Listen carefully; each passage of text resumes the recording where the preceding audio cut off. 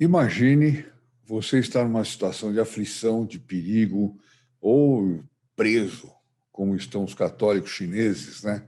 Numa masmorra chinesa lá, etc., e você poder receber a visita do Padre Pio, que aparecesse para você em bilocação e pudesse te atender, te levar ao sacramento. Não seria maravilhoso? Hoje nós vamos contar uma história belíssima a esse respeito. Olá, amigos e amigas da Associação Enjanfide, Brasil e Portugal. Meu nome é Odair Gutierrez e esse é o programa Padre Pio.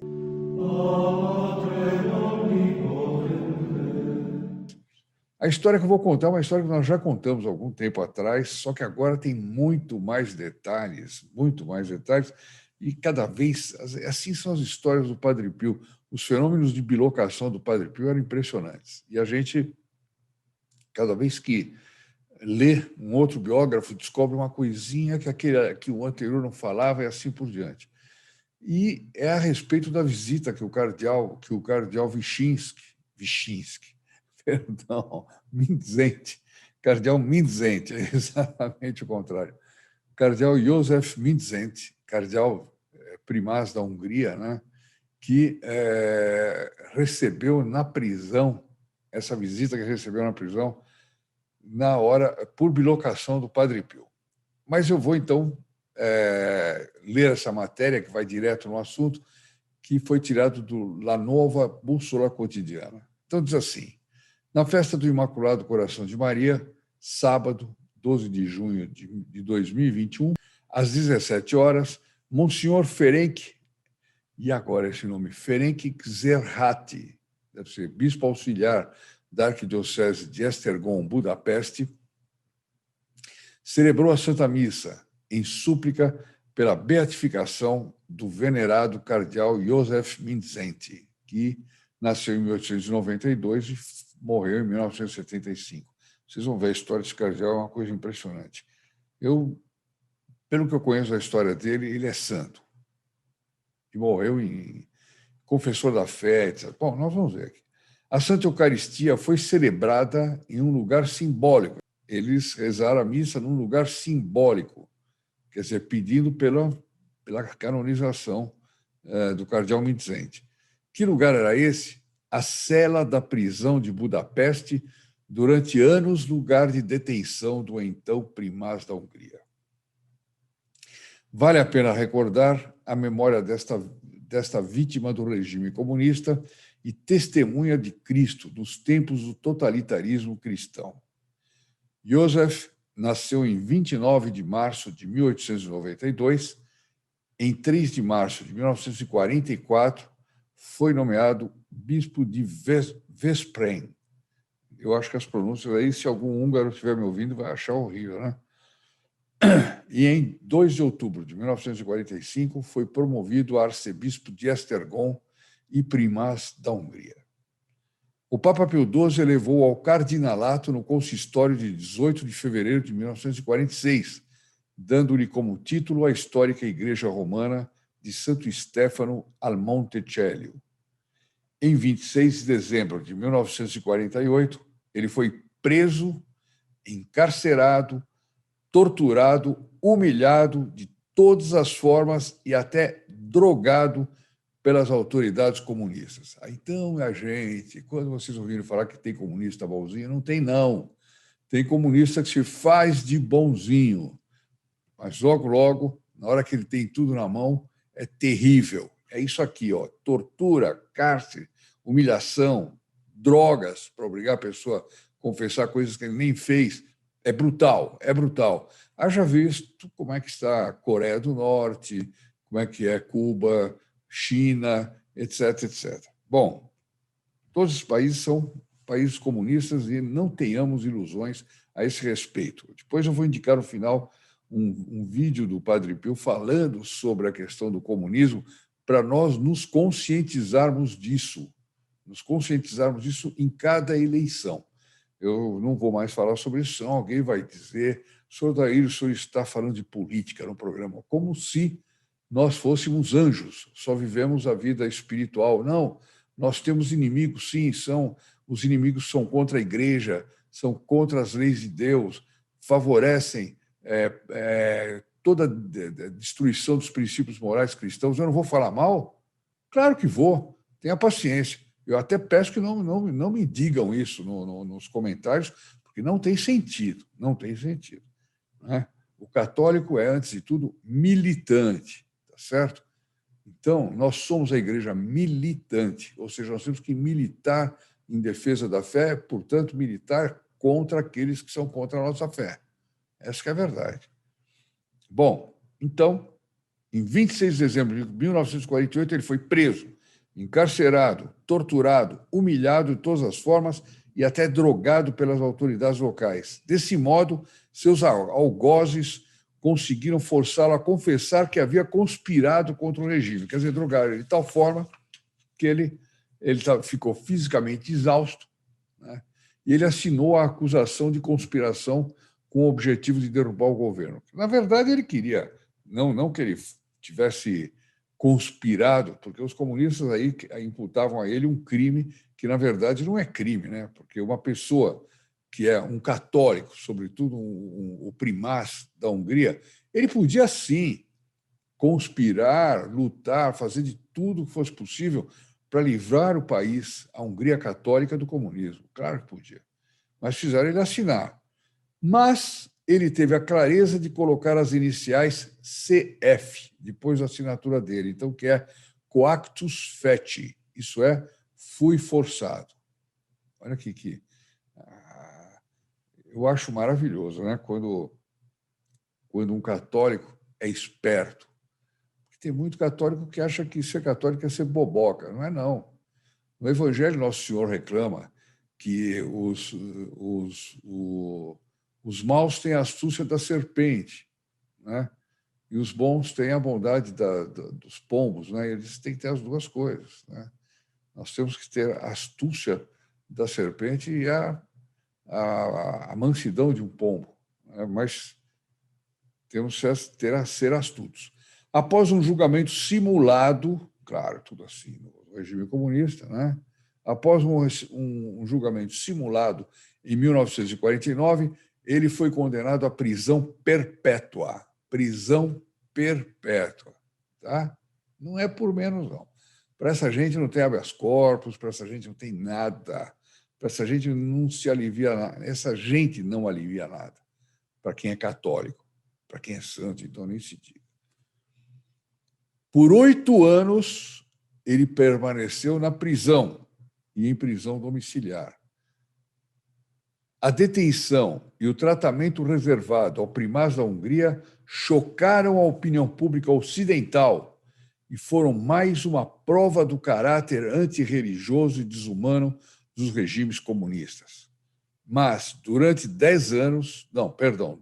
anos, nada pôde ser feito para ajudá-lo. Ele foi finalmente libertado durante o Levante Popular Anticomunista em 1956. Até então, prisão, e não havia jeito de tirar, não tinha diplomacia vaticana, não tinha nada. Prisão draconiana. Aproveitando-se da ocasião desse levante comunista, refugiou-se na Embaixada dos Estados Unidos em Budapeste, onde permaneceu até 1971, isso equivalia a uma prisão, né? Quando deixou a Hungria para ir ao Vaticano. 14 anos ele ficou fechado. E as condições que ele ficava na Embaixada Americana eram horríveis. Eu não vou entrar nesse detalhe aqui, porque senão nós não chegamos a termo. O cardeal Mendzentes se opôs fortemente à Ostpolitik da diplomacia do Vaticano, chefiada por Monsenhor Agostinho Casaroli. Ou seja, houve uma época, durante o reinado do Papa Paulo VI, que se tentou fazer uma aproximação com os países comunistas, e isso era capitaneado pelo Monsenhor Agostinho Casaroli, que inclusive foi a Cuba, foi a vários países comunistas, onde ele voltava dizendo que era tudo muito bom, que a gente precisava se aproximar. O cardeal Mendzentes era contra. Nada de Ostpolitik. Nada. Também por esta razão, mudou-se para Viena, onde morreu de ataque cardíaco em 6 de maio de 1975. Ele foi isolado no Vaticano, foi uma coisa horrorosa, não vou entrar nesses detalhes também. Aliás, como o Padre Pio foi perseguido pela próprio Santo Ofício, né? Não é brincadeira. Bom, a mesma coisa aconteceu com o cardeal Mindszenty, que ficou isolado, em condições horríveis, vendo essa Ostpolitik se passar e toda essa aproximação com os países comunistas acontecer, etc., sabendo do mundo de católicos ainda que estavam sob o regime comunista sendo perseguidos, massacrados, como ele foi. Ele era contra, né? Então, por essa razão, ele se retirou para Viena e morreu de ataque cardíaco em 6 de maio de 1975. Eu tive um amigo que esteve com ele um pouco antes dele morrer. Esse amigo me confidenciou uma coisa impressionante. Ele falou assim: eu tive a sensação de que eu estava com um santo. Foi uma das vezes mais impressionantes. Eu senti claramente que eu estava falando com um santo, de carne e osso, ali na minha frente. Deve ser uma coisa fantástica. Nós que toda hora imaginamos como devia ser o Padre Pio, etc., né? Mas onde é que entra o Padre Pio nessa história? Calma, vai chegar lá. Com a queda do comunismo em 1991, seu corpo foi transferido para a Catedral de Esztergom, é o lugar dele, né? Em 12 de fevereiro de 2019, o Papa Francisco reconheceu as virtudes heróicas de Mindszenty e, portanto, o declarou venerável, ou seja, autorizou o início do processo de canonização dele, que eu espero que saia rápido. Se bem que os processos, quanto mais densos são, mais sérios eles são também, né?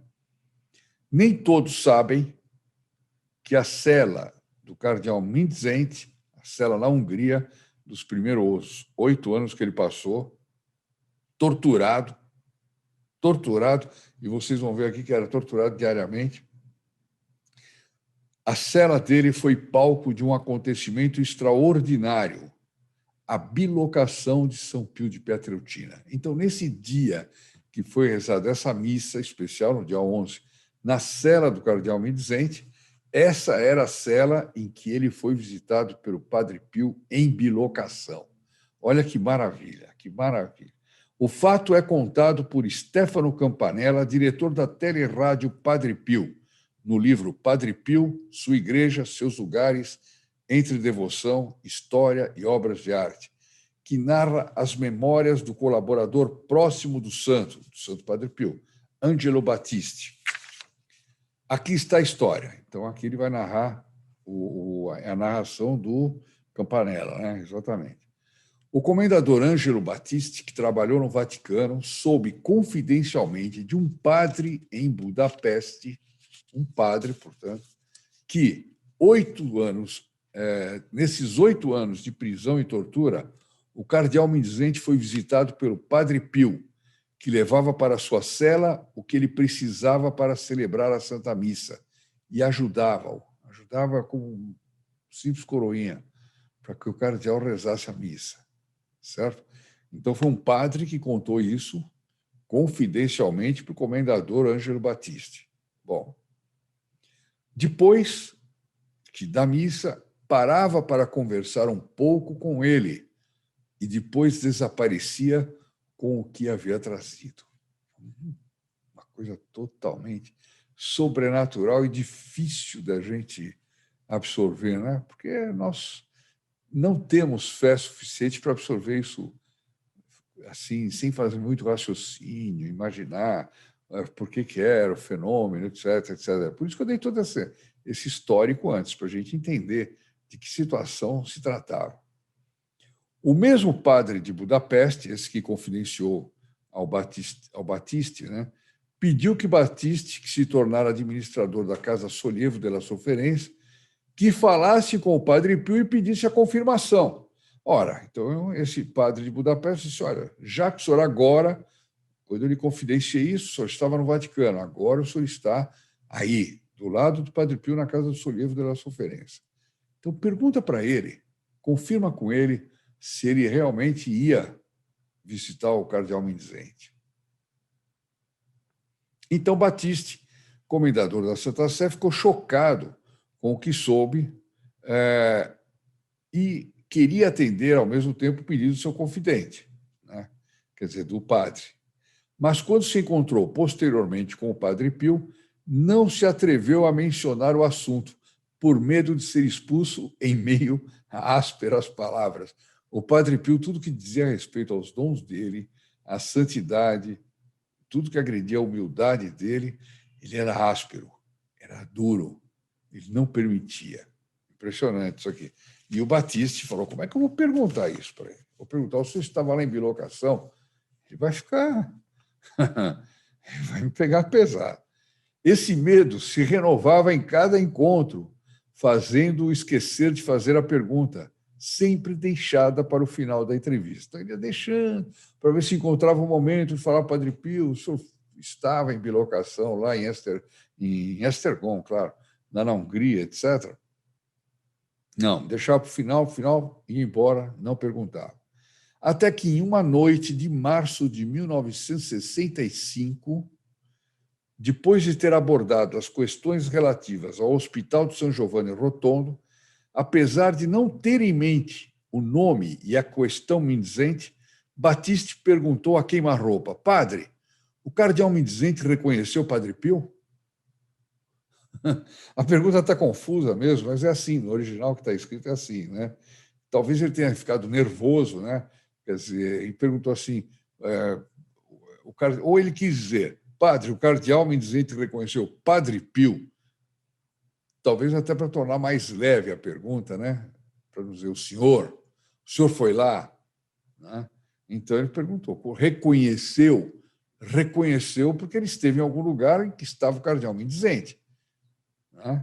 E o cardeal mendizente não esteve lá em São Giovanni Rotondo durante todo esse tempo que o Padre Pio ficou lá também, enclausurado.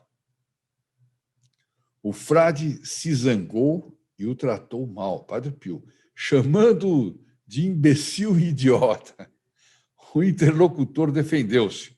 Padre, o senhor é capaz de ler os pensamentos e sabe bem que não foi minha intenção incomodá-lo com esse assunto.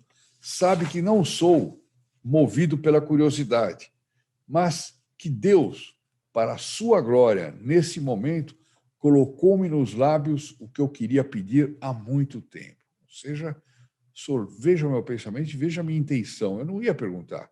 Deus me fez perguntar, saiu a pergunta. Essas palavras mudaram repentina e radicalmente Padre Pio, que, com gentileza, respondeu. Quando ele viu que era ordem de Deus, aí entrava a obediência do Padre Pio. Respondeu, ora, nos encontramos e conversamos. Quer que eu não me reconheça? Claro que ele conheceu o Padre Pio. Né? Então, ele ficou triste e acrescentou, o diabo é feio. Olha o que o Padre Pio falou do estado que ele encontrou o cardeal mendizente.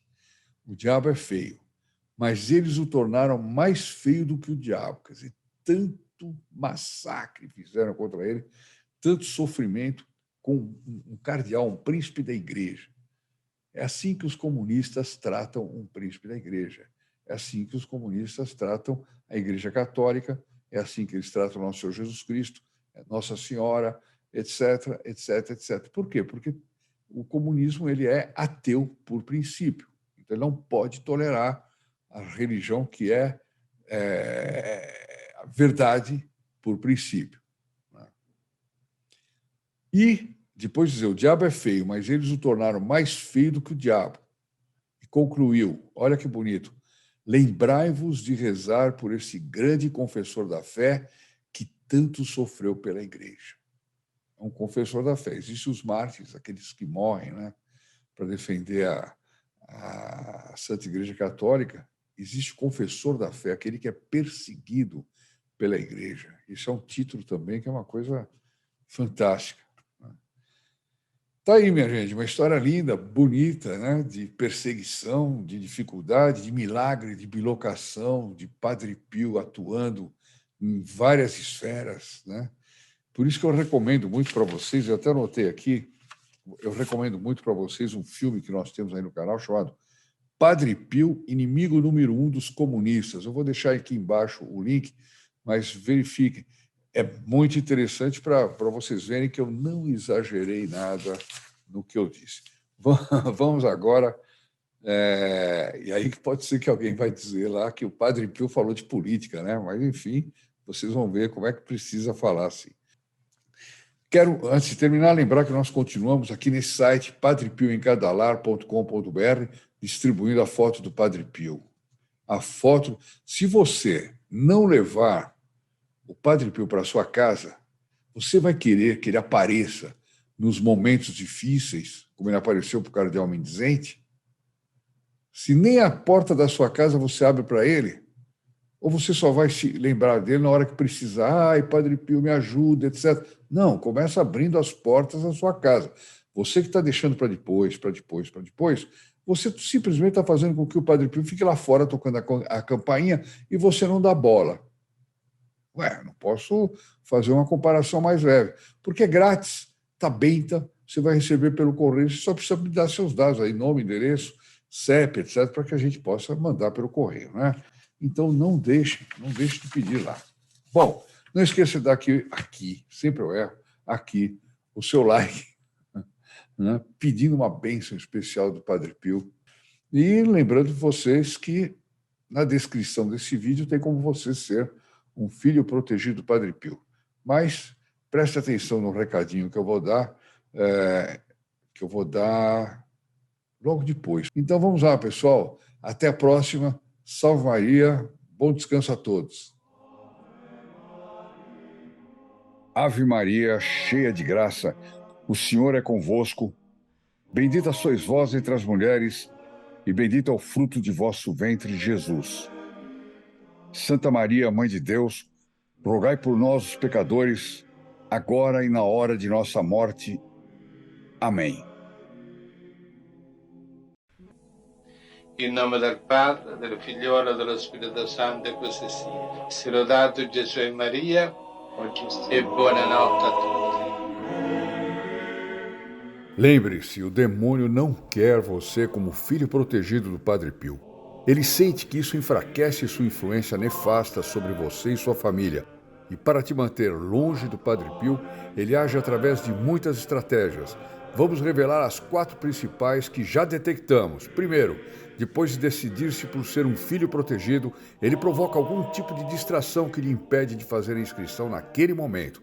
Você fecha aquela janela do computador ou do celular e talvez nunca mais volte. Segundo, você deixa para depois, quer estudar melhor e com isso vai protelando. Você perde graças incríveis, como é o caso da missa semanal pelos filhos protegidos do Padre Pio. Cada semana que você protela é uma missa perdida. Em 2 meses serão 10 e assim por diante. Nesse exemplo, Satanás já ganhou 10 batalhas pela conquista de sua alma. Ele também procura exagerar o valor de sua contribuição e que isso vai lhe fazer falta no dia de amanhã. E que você deve pensar 2 vezes, como se você não pudesse suspendê-la a qualquer momento. Quarta, o demônio lhe engana sugerindo que você já fez muito pelo Padre Pio, afinal, você já assiste e compartilha vídeos, dá likes, reza para o Padre Pio. Para que fazer um esforço a mais e ajudar a salvar muitas almas?